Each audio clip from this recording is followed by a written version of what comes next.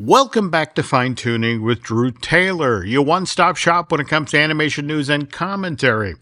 I'm entertainment writer Jim Hill, and Mr. Taylor, whose writings in the industry you can regularly read over on The Wrap, and his musings on the Mission Impossible movies you can listen to on Light the Fuse, the official Mission Impossible podcast. Well, he and I are recording this week's episode on Sunday, January 5th, 2025.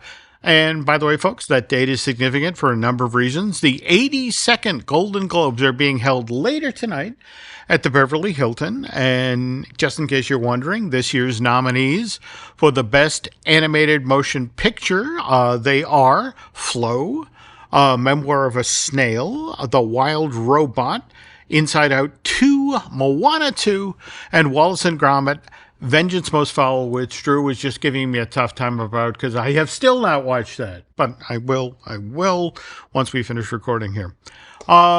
Drew, what's your take on this? Because, again, worth noting that at least for the past 5 years, whoever took home the Golden Globe for Best Animated Feature did go on to take the Oscar. And by that I mean 2022, Encanto, 2023, Guillermo del Toro's Pinocchio, and then 2024, The Boy and the Heron. Yeah, I mean, I think it's interesting. I don't know how legitimate we're pretending the Golden Globes are anymore. Yeah, so obviously they're, at least before they were a contingency of foreign press agents in the United States. I don't know if that will give Flow or Memoir of a Snail some advantage there, but yeah, I'm interested to see. I will be tuning in later tonight. You can watch it on Paramount Plus. So yeah, I'm interested. I mean, we've got a lot of, as we will talk about, a lot of nominations to discuss, but yes. We do. And in fact, also worth noting, at this date, we are still 8 weeks out from the 97th Academy Awards, which will be held on Sunday, March 2nd. But again, just will be kind of interesting to see.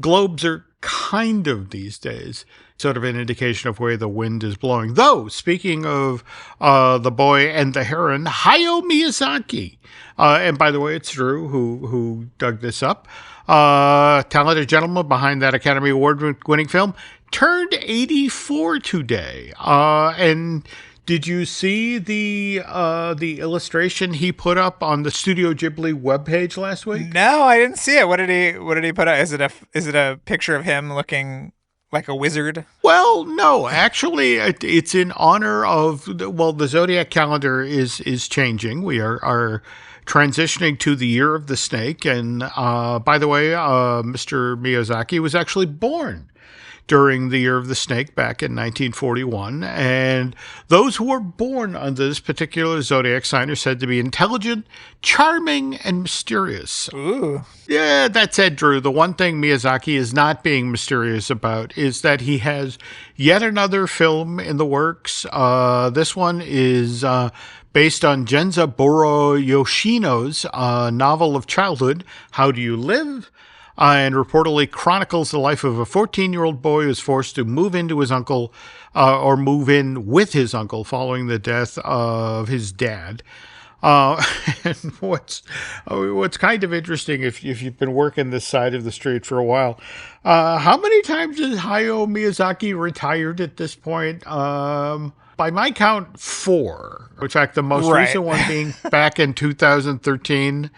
And the veteran Studio Ghibli producer Toshio Suzuki has been dealing with his boss's behavior for decades now, and rather than getting frustrated, has just kind of grown philosophical about the whole situation. To quote Toshio, Hayao has been thinking about this next project every day, and I can't stop him. So, I mean, it's not like they can change the locks on the building. But anyway, let's see. More news in a moment, but first want to talk about Fine Tuning's new sponsor, which is the DVC rental store. If you're already planning your next trip to Walt Disney World, you can save serious scratch by renting DVC points through the DVC rental store. Imagine staying at a deluxe resort for a fraction of the cost. total game changer. Oh, and if you already own or are thinking about joining the Disney Vacation Club, check out the DVC resale market. They're the leaders in the secondary market with over 70,000 satisfied members. So if you're looking to buy or sell your DVC points, they make the process seamless. Okay, before we plunge into the news here, want to remind folks, if you haven't yet seen DreamWorks' The Wild Robot, and by the way, Drew, I'm still chasing down physical media for this. I think, did you mention on the last show that there's a steel case out there somewhere? Or I didn't know that. I have a 4K Blu-ray copy that was sent to me. Okay. Probably because my quote is on the back of the box, but that goes a long way, Jim.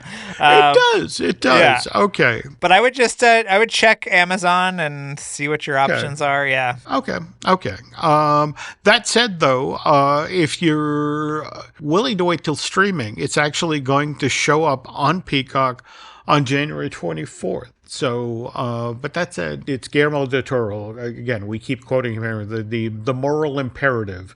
That's right. A 451 style moral imperative. Correct. Yes. There we go. And one other thing that I want to thank my daughter Alice for making me aware of this, but were you aware that there's a documentary about the life of sculptor Ken Melton in the works? Yes, actually, my very dear friend Shannon Tyndall is a part of this documentary, and he was the one that hosted a conversation about Ken at the recent Animation Expo in Burbank with I think Ron and John were a part of it. Yeah. So when I actually was at Shannon's the other day, and there's a Ken Melton kind of portrait that he did of himself in the maquette form that is just beautiful and really touching. So that is so cool. Yeah. I mean, for those of you may not remember, we lost Ken last year. In fact, February 2024. Far too young at 68, and Ken is the guy who basically worked for all of the majors during his 40-plus years in animation. We're talking Disney, Warner Brothers, Hanna-Barbera. And it's his friend at Laika, Maria Andretti. Does that name sound correct? Yes. Okay, she's the one who's riding herd on this film. And pleased to report they did a Kickstarter and at virtually the last minute. I want to say the deadline was January 3rd, but they raised $100,000. And you mentioned Ron and John, and they're on the list of the folks who are supposed to be interviewed for this thing. So cannot wait for this project. I guess work gets underway in the coming year, and hoping we'll have a finished product by this time in 2026. But yes, it was very down to the wire, Jim, but they did it. It's just like us. Are we going to make the show this week? We do it. We did. Squeaked it out again. Okay, now, speaking of money-related stuff, Mufasa, the Lion King, celebrated its third weekend in theaters by coming out on top in the domestic box office. Again, we're working off of the estimates here, but $23.8 million worth of tickets sold in North America. Globally, the worldwide gross for Disney's photorealistic Lion King prequel currently sits at $476 million and is expected to blow past the $500 million mark by Wednesday of the coming week. That said, and we've discussed this at length on earlier editions of Fine Tooning, given this Barry Jenkins movie reportedly cost $200 million to make, as impressive as Mufasa the Lion King's worldwide ticket sales have been to date, it's still going to have to earn an additional $300 million globally if this Lion King prequel is eventually proved to be profitable for the mouse. Also, Drew, I don't know if you saw this, but remember how at last year's D23 Expo, it was revealed that Disney's Adventure World, the soon-to-be rebranded second gate for Disneyland Paris Resort, a.k.a. the Walt Disney Studios Park in Paris. They were supposed to get a Lion King theme flume ride that would take its inspiration not from the hand-drawn movie from 1994, but rather Jon Favreau's photorealistic Lion King from 2019. Okay, this is what I remember. I remember them showing the artwork that was very clearly inspired by the 2019 version. And then I remember publicists frantically correcting that and saying, no, it's based on the 94 movie. And it was like, really? Because we all saw the artwork on a giant screen behind Josh D'Amaro's big head. So, this also, I love a flume ride set in the desert, Jim. That really brings it to life. But yeah. Well, sorry. Go ahead. Interesting that you point all this out, because the word coming out of 1401 Flower Street these days, based on that Mufasa isn't quite as successful as the studio had initially hoped this Lion King prequel would be. The Imagineers are reportedly rethinking not just the theme of this flume ride, or rather that they're going to put a flume ride there at all. Oh. And this is where it gets interesting. Supposedly there are now discussions of a clone of that Encanto-themed ride that's being developed for Animal Kingdom. The notion is that, well, why don't we just order two? Now, what's especially interesting, though, about that line of thought is, Drew, you'll recall, because we saw this at the 2022 edition of the D23 Expo, how Josh D'Amaro stood on stage and was talking about how we're going to let you in on the blue sky process here, and how what was being considered for the Dino Land USA section of that theme park was, well, a Moana themed boat ride that would be built on top of the Dino-Rama roadside carnival thing. And then Dinosaur the Ride was supposed to be turned into a Zootopia themed attraction. And you just have to wonder if Mouse House managers right now might be having second thoughts about going with that Encanto themed ride, given that, Moana 2 now sits at $960 million in global ticket sales, just inches away from joining the $1 billion earner club. Again, thanks to Mr. Taylor for digging this up prior to today's show. But speaking of the $1 billion earner club, this past weekend with $51 million worth of ticket sales for Sonic the Hedgehog 3 in 61 different markets. The Sonic film franchise, which consists of the original Sonic, released to theaters February of 2020, Sonic 2, released to theaters March of 22, and then finally Sonic 3, which was released to theaters last month, December of 2024.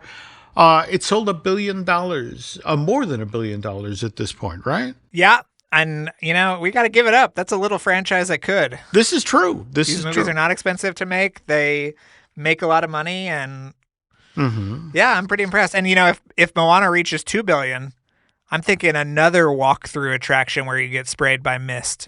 What do you think, Jim? Oh, we are not getting invited to any press events. That is just a polite way of saying that. Okay, speaking of Sonic, it's worth noting, literally the day before Sonic 3 opened in theaters, Paramount Pictures revealed that they had a Sonic 4 already in development, and in fact, that's slated to arrive in theaters in spring of 2027.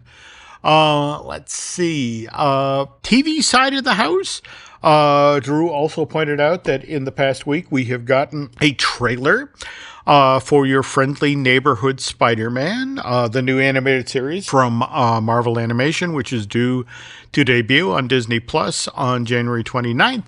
What did you think, Drew? I was pretty impressed. I mean, I also think, why isn't this just traditionally animated instead of this, kind of like CG video gamey kind of look? But it looks fun. I thought it was interesting too, and I I apologize if I'm stepping on Marvel S. Disney's toes, but that it was initially announced as being part of the MCU, and then it sort of was announced that it isn't. It is a completely separate universe. And I was wondering what you made of that. Well, it's so interesting you say that, because this trailer suggests that Norman Osborn is going to become Peter Parker's mentor in this series, which, if you understand who Norman Osborn eventually becomes in the Spider-Verse, it's kind of an interesting bend on the mythology. But to further muddy the water here, Drew, again, getting back to the D23 Expo early this year, we learned that we're getting a Spider-Man attraction, or at least at Hong Kong Disneyland. Is that kind of a drop tower attraction? It is exactly a drop tower. In fact, it is this theme park's version of Tower of Terror. In fact, what's kind of interesting is that Hong Kong Disneyland got a bug in its butt a couple of years ago about it. So much of the park when it first opened in 2005 was clones that they began to forcibly push back whenever Disney came at them with clones of successful attractions at other parks. For example, they were given the opportunity to have their very own Star Tours, The Adventures Continue, and the folks who run Hong Kong Disneyland said no. So that's how they wound up with the Iron Man experience. It's a simulator ride, but it's not Star Tours.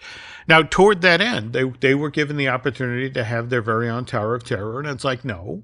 So what this is yes, it's a Marvel themed version of Tower of Terror, but different from what we got in California with the retheming of that tower becoming the Guardians of the Galaxy Mission Breakout. And what's interesting is that this one is supposed to be set in a sleek Manhattan like glass tower where, in fact, you can look in and see the elevator cars falling down. Oh, that's cool. Yeah. Now, again, and what's interesting is the art clearly shows Peter Parker and Doc Ock fighting in the elevator shaft. And the other thing that will make this interesting is the only thing that saves you in the end is that Pete either attaches you at the top with webbing so you bounce up and down, or sets up a net at the bottom. But what's really, really interesting about this proposed attraction, Drew, is the earliest version was going to be set in the Osborn building. Okay. So very different from Tower of Terror, again, where the Tavan collection is kept. And you were supposed to be caught in a battle between Spider-Man and the Green Goblin. So you just got to wonder, given the news that you shared, that this is part of the MCU, or Friendly Neighborhood Spider-Man is part of the MCU, but then it's not. Right. I just got to wonder, what was the decision that was made here? That if Osborn's going to be a mentor, at least in this show, did that impact creative decisions that were being made with this Spider-Man drop tower thing? But is Tom Holland supposed to be involved in like the pre-show or anything? Excellent question, because of course Tom was involved in the ride that got installed at both Walt Disney Studios Park in Paris as well as California Adventure. And aren't they supposed to begin shooting for next year or this year? Yeah, this year. That's right. Yeah. And hopefully they'll shoot some new things for, that's the thing about that mention, again, back to D23, about how the new Avengers e-ticket will influence the rest of the land. I do wonder if there'll be new show scenes in the Spider-Man attraction.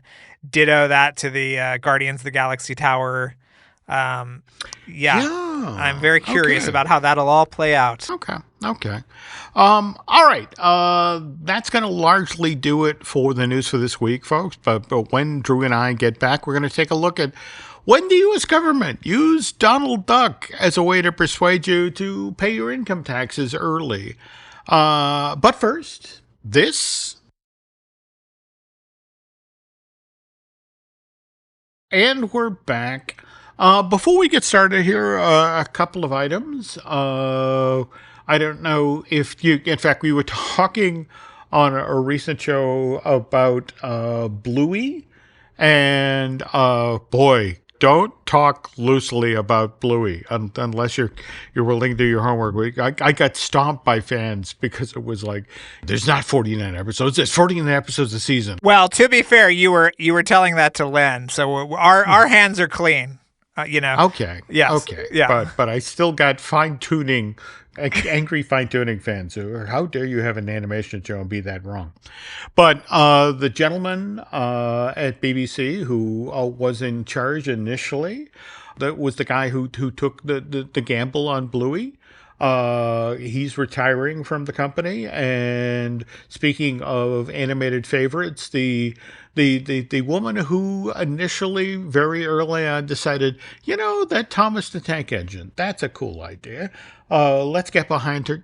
We lost her this past week. So just wanted to put that out there. But speaking of British related stuff, we were talking award season top of the show, and you had mentioned the BAFTA coming up. Yes. And again, it's always interesting to see what will impact things stateside when it comes to awards. So you were saying there were some interesting nominees this time around? Yeah, so what's interesting about the BAFTAs is that there is a children's and family film category, which includes live action and animated features, as well as an animated film category. So I just wanted to run through those nominees right now. Jim, okay. Starting with the children's and family film, is Flow, Kinsuke's Kingdom, which I don't know what that is, so apologies there. Piece by Piece, which is the Pharrell documentary. Spellbound, That Christmas, Wallace and Gromit, Vengeance Most Fowl, The Wild Robot, and Young Woman and the Sea.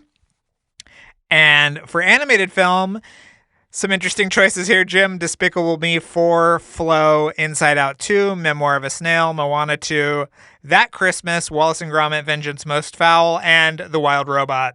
So, don't know what happened to Ultraman there, Jim, but, I would have loved to have seen that. And also Transformers 1, I love that, so would have loved to have seen that. All true. Yeah. All true.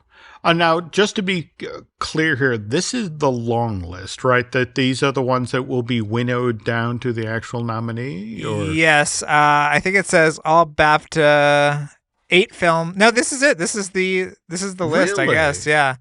In the final round, film voting members will determine the winning film. 16 eligible films were submitted for consideration, but 8 films will advance in the animated film category. So... Wow. There you go. I have to admit, I'm kind of intrigued to see Despicable Me 4 there in the pile. Yeah, did you see that movie, Jim? I did. I always forgive something that ends well, and just for that last 2 minutes or so where virtually every villain who's ever been in a Minion or Despicable Me film shows up. That went out on a fun note. Yeah, that was fun. Yeah, but... I still, and I mean this in the kindest possible way, I love the first Despicable Me from 2010, but it has been kind of a Xerox of a Xerox of a Xerox situation that each of them gets a little lesser, and someday I'm going to get to see that Al Pacino voiced version of Despicable Me 2. I know it exists out there somewhere. Hoo-ha, Jim, that would be a great thing. Very bad Al Pacino for you. Okay. I got it. So, all right. Now, totally changing the subject here. I don't know if you saw this story, Drew, but late last week at an event at Mar-a-Lago, President-elect Donald Trump went out of his way to praise Ike Perlmutter, the former chairperson of Marvel Entertainment. Perlmutter sold off all of his shares of Disney stock, nearly 26 million of them, back in July of last year, 2024, following an unsuccessful attempt to get Nelson Peltz a spot on Disney's board of directors. And to hear President-elect Trump talk, Perlmutter made this move, selling off $3 billion worth of shares in Disney stock because Ike didn't like the fact that the company had gone woke. I'm quoting directly now from what the Trump said at Mar-a-Lago on Monday night, December 30th. Ike bailed on Disney because he didn't want to see a woke Donald Duck. Which I have to say, Drew, I find that quote absolutely fascinating, because if we jump back 83 years ago from today, January 7th, 1942, the U.S. had just entered World War II a month earlier. Pearl Harbor happened on December 7th. And to be completely honest here, America didn't have its act together yet. And this is because war is expensive, especially when you take in consideration that this particular war was happening overseas on two fronts, in Europe and Asia, which meant that troops and supplies were going to have to be sent overseas, which only added to the overall expense. And what's interesting is Hollywood almost immediately volunteered to help out. This is why in April of 1942, big names like Cary Grant, Laurel and Hardy, Groucho Marx, Bob Hope, and James Cagney, they all climbed on a train. You're talking about all my neighbors right now, Jim. There we go. There we go. Yes, Toluca Lake. Yes. I used to, on a complete side note here, I once, because I had heard about it from friends, what is it? Bob Hope and Dolores, they had that house down there in Toluca Lake, which has sadly been torn down. Yeah. And Bing Crosby lived just down the street, too. Like they were in walking distance of each other. Yeah. Oh, yeah. Okay. Yeah. Okay. But yeah, I mean, I made a special trip out there one Halloween because Bob evidently handed out full-size candy bars and met with folks. And the interesting thing was that kids would flood that neighborhood. But at that point, it was so clear that people walking up to the house had no idea who he was. It was an interesting moment. But anyway, all of these Hollywood big names took part in what was known as the Hollywood Victory Caravan. It was a 13-city tour. Was being done to support the Army-Navy Relief Fund. And these big names performed in venues as big as the Boston Garden, where 24,000 people crowded in to see a 3-hour-long show and raised, just at that one stop on the tour, $750,000 in just one night with the sale of war bonds, which is all well and good. But if we now double back to January of 1942, and the U.S. needs money now to fund its war effort, which is why Henry Morgenthau Jr., who was the then Secretary of the Treasury, reached out to Walt Disney and said, we need a way to encourage U.S. citizens to pay their income taxes early as possible this year so that the U.S. government can get immediate access to that money to fund the early aspect of our war effort. So could Disney Studios maybe create some sort of short film that would, again, get this message across? Now, Drew will tell you, if you actually know your Disney history, again, we're talking January, of 1942. It's less than 6 months since the infamous Disney strike of 41 has ended, which left really bad feelings in the building, people really nursing grudges. But at the same time, again, Pearl Harbor happened on December 7th, and it was, let's put this all aside, let's do something good for our country. And so it's all right, let's figure this out. And so the thinking was that Disney was going to need its biggest star to sell audiences on this idea. And back in late 1941, early 1942, that wasn't Mickey Mouse, but rather Donald Duck. He was now Disney's biggest draw at the box office, at least when it came to animated short subjects. And the animators, now you got to understand, Morgenthau makes this ask right after Pearl Harbor. And so the animators and artists at Disney Studios, and with the understanding that they need this thing in theaters by January, February, because America at that point paid its taxes in March. So they had to turn this 7-minute long short in record time. So, and it wasn't just a case of they had to finish the film. The Department of the Treasury was then going to go out and have hundreds of prints of this short minted and then sent to every theater in North America with the idea that they would throw it in with that week's feature and newsreel. So potentially 60 million Americans were going to see this in the same week, which prior to the rise of television was unheard of. So this is a crazy quick turnaround. And this would involve artists and animators at the studio working 24 hours, working night and day to get this thing done. And just 45 days after Morgenthau made the ask, The New Spirit, that's the name of the short, Drew. It's now in theaters, and it's asking Americans for their help in funding the war effort. Now, what's especially crazy about this story is midway through production, Morgenthau actually tries to shut the thing down because he doesn't like the fact that Donald Duck is the star. To be specific, the Treasury Secretary that felt that Donald Duck was far too frivolous a figure to be the spokesman for this very important piece of the war effort. He didn't like the fact that Donald had a short temper and he picked stupid fights. And Morgenthau just felt wrong character to make this call to American citizens to pay their taxes early in 42. And in fact, Morgenthau even went so far as to suggest to Walt a replacement character, and it would be Mr. Average Taxpayer. And Walt's response to Henry Morgenthau was firm but blunt. It's like, Mr. Secretary, with all due respect, that's a terrible idea. You're going to need some star power to sell the American people on this idea. And Donald Duck is the biggest star I've got. He's Disney's equivalent as if you went to MGM and asked for their big star, and that would be Clark Gable. So we're not going to follow your suggestion. We're sticking with the Duck.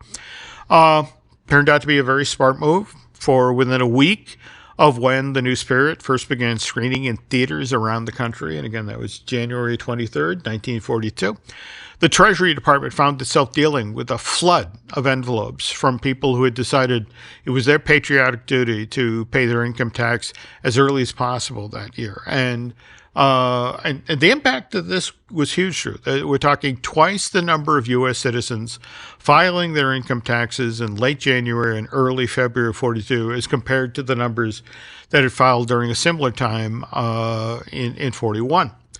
And in fact, The New Spirit was such a huge success that less than a year later, again at the Treasury Department's behest, Disney produced a sequel. Put that out into theaters. The Spirit of 43.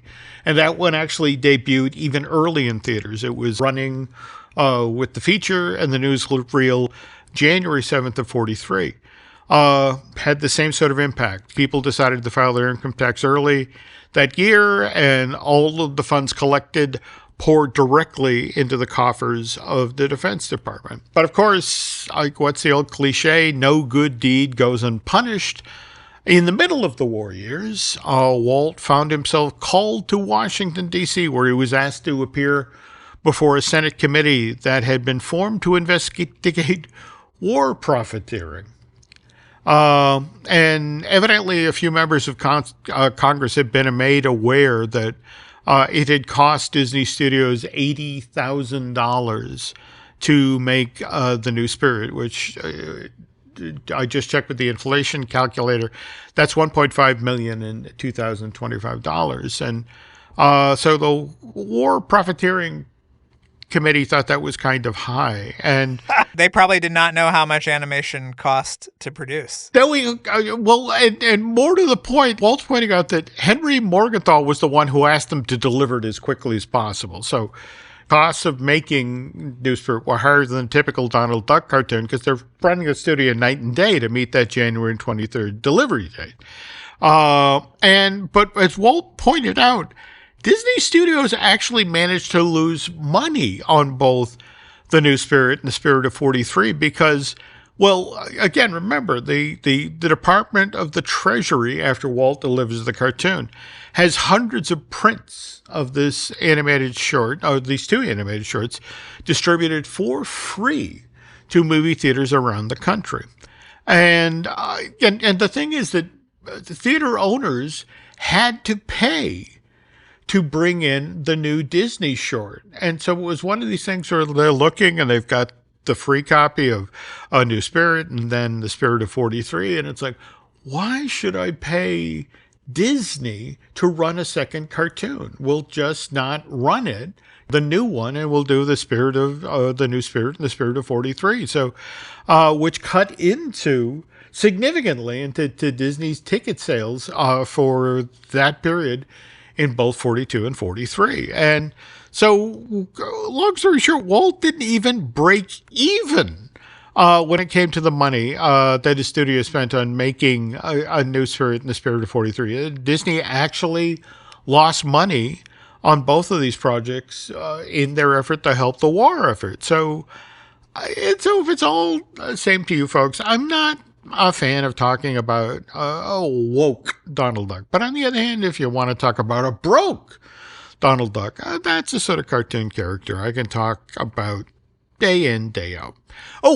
Something else that, well, I enjoy listening to day in and day out is Light the Fuse, the official Mission Impossible podcast, which is hosted by Charles Hoodin and one Drew Taylor.